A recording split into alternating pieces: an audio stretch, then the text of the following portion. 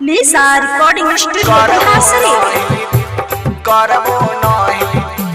तान के डीजे कंचन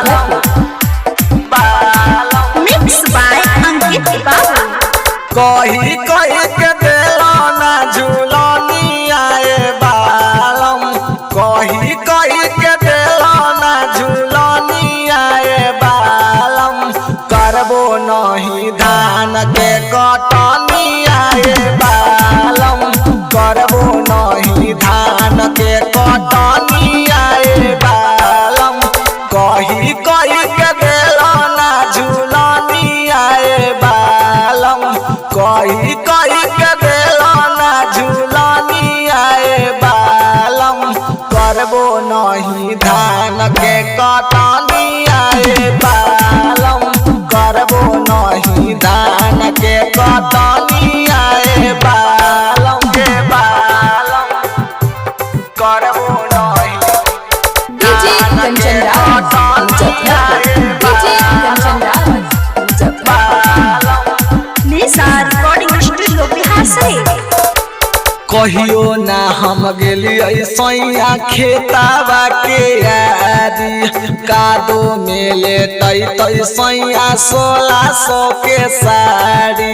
1600 के साड़ी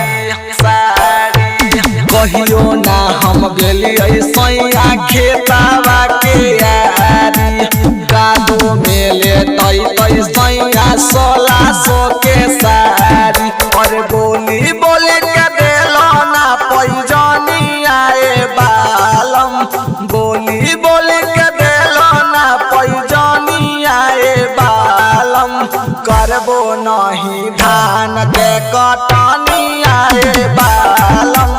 करबो नहीं धान के कटनी आए बालम के बालम करबो नहीं DJ Kanchan DJ Kanchan mix by Ankit Babu बड़ी दूर खेत को नदिया किनारा जइबो ना हम धान काटे चाहे पिया मारा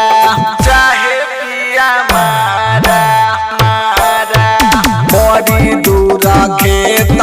को नदिया किनारा जइबो ना हम धान काटे चाहे पिया मारा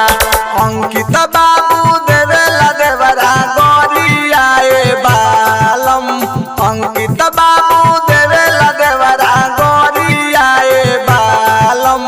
करबो नहीं धान के कटनी आए बालम करबो नहीं धान के कटनी